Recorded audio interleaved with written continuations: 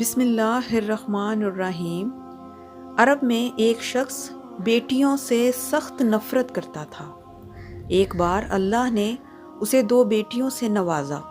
یعنی اس کے گھر میں جڑواں بیٹیاں پیدا ہوئیں۔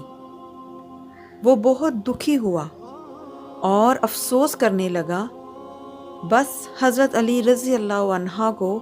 جیسے ہی اس بارے میں معلوم ہوا، آپ نے اس شخص کو بلوایا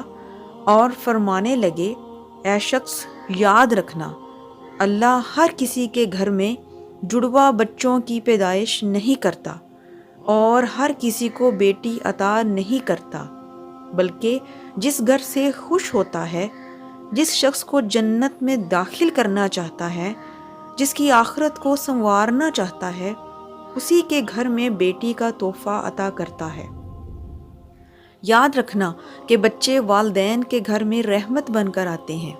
یہ سن کر وہ شخص کہنے لگا، یا علی، جب عورت حاملہ ہو جائے تو ہمیں کیسے پتہ چلے گا کہ اس کے حمل سے لڑکا ہے یا لڑکی، یا پھر جڑواں بچے پیدا ہوں گے؟ تو حضرت علی رضی اللہ عنہ نے جواب دیا کہ اس بات کو تو اللہ ہی بہتر جانتا ہے، لیکن ہم آپ کو ایک نشانی بتا دیتے ہیں جس سے آپ کو پتہ چل جائے گا کہ عورت کا پیدا ہونے والا بیٹا ہے یا بیٹی۔ یاد رکھنا، جب کوئی مرد ہم بستری کے لیے اپنی عورت کے پاس جائے تو وہ اس بات کا غور کرے کہ اگر مرد کی منی عورت کی منی پر غالب آ جائے تو یہ سمجھ لینا کہ عورت کے حمل سے لڑکا پیدا ہوگا، اور اگر عورت کی منی مرد پر غالب آ جائے تو لڑکی پیدا ہوگی، اور اگر دونوں کی منی آمنے سامنے آ جائے تو پھر جڑواں بچے پیدا ہوں گے۔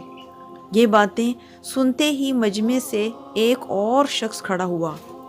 اور دستے ادب کو جوڑ کر عرض کرنے لگا، یا علی، میرا بچہ صحت مند نہیں رہتا، ہر وقت روتا رہتا ہے، میں کیا کروں؟ تو حضرت علی نے جواب دیا کہ اے شخص، تم اپنی عورت سے کہو کہ وہ اپنے بچے کو اپنی بائیں طرف سلائے اور اس کے ماتھے پر ایک دفعہ سورہ فاتحہ پڑھ کر ہر روز دم کرے، کیونکہ بچہ جب اپنی ماں کے پیٹ کے اندر ہوتا ہے تب وہ ماں کی دل کی دھڑکن سن کر سکون محسوس کرتا ہے،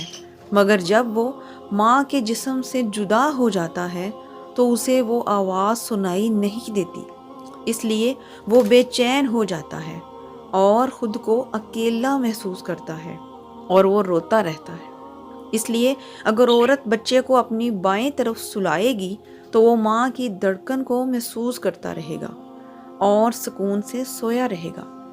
اللہ تعالیٰ سے دعا ہے کہ اللہ پاک بے اولاد کو صاحب اولاد کرے